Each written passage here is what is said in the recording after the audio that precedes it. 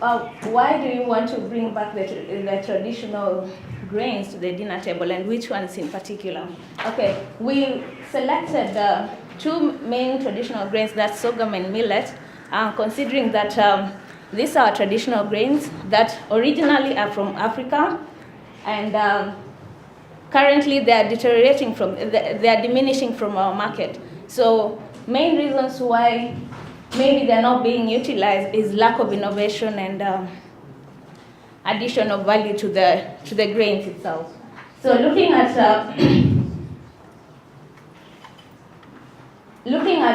now from 1961, from our research to right now, there is a decrease in the consumption of millet and sorghum, and it has been taken over by grains like wheat and rice at the same time.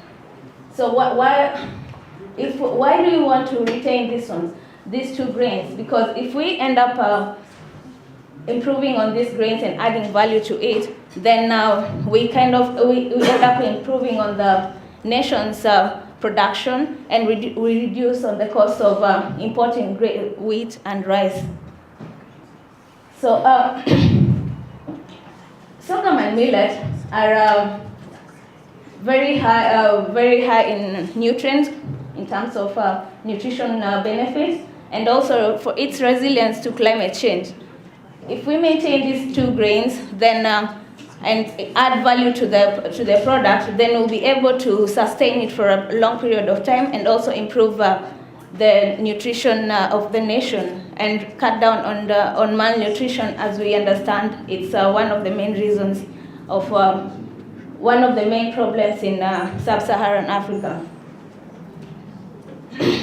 So why is millet and sorghum losing its consumption rate in general? Due to low productivity. The low productivity because it requires a lot of labor, and farmers tend to go for maize other than going for wheat, millet and sorghum, which requires a lot of labor. Poor image. Millet and sorghum has been identified as a poor man's food, and most people don't want to consume it. So we would like also to change the image of millet and sorghum from a poor man's food to a superfood, which is as considered, and also urbanization and globalization. This is if we increase the value chain and improve on it, then we'll get to have to compete in the global market of millet and sorghum. This is just an example of how cassava has been improved in West Africa.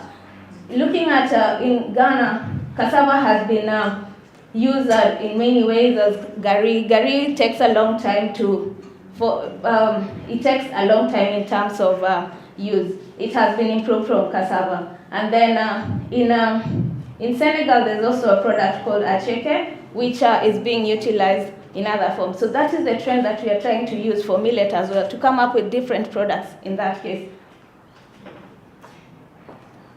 Okay, which are our target group? We are targeting the middle class. We are targeting the middle class in the sense of changing the image. First of all, the middle class they are so conscious about their health. So if we improve on the products that come in the market from millet, then they'll tend to consume more, and then the lower class also takes up from it, and that will improve the health of the nation. And one challenge that we have from millet production is killer bugs. These are bugs that they come in masses. So for farmers to produce their produce and then end up being attacked by killer bugs,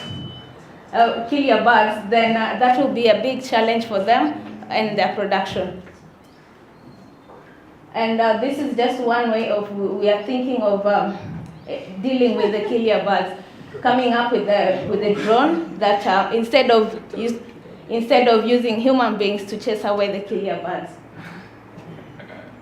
Okay, the window of opportunity that we have here is the value addition to the products. Okay, if we look at the market now, we have only millet flour in the market, but these other products have not been utilized properly. So that is what we want to improve into the market. Okay, this is just millet against other products in the market, which we are trying to put against each other.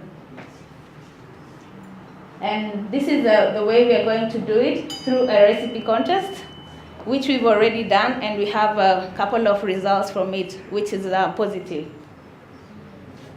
And for the business model, what we have mostly is for service to the general, and this is our channel of how we're going to reach out.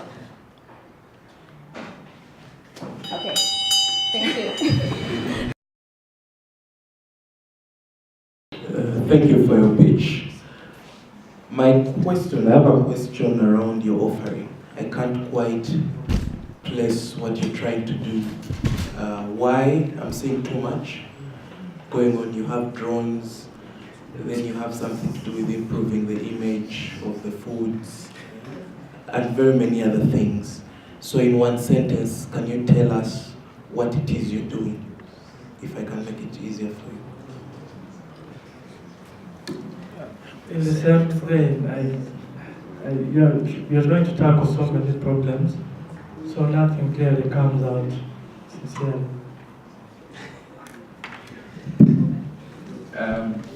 At first I didn't know I was a poor man because I eat a lot of millet. But I think for me the question is, so what is the current production levels? What is being consumed? And then what are you trying to address? Because if you're saying you're trying to bring it back to the table, it means that you're not consuming enough. I didn't see those figures other than the story that you are sharing.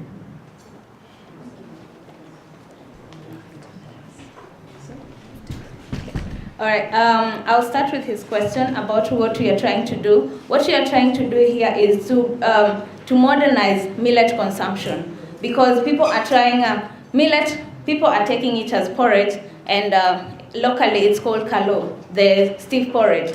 And not so many people are so used to it, especially in Kampala.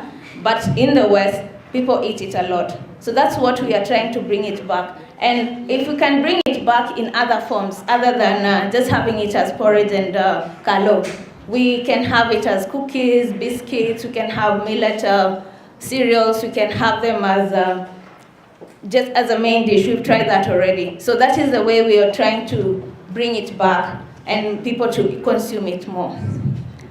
And it was mentioned about we are tackling so much. About the drones, that is a later issue. But for now, we are trying to bring it back to the table. Once farmers start consuming, producing more of millet, then we now tackle how to keep up with the produce and not lose much of it.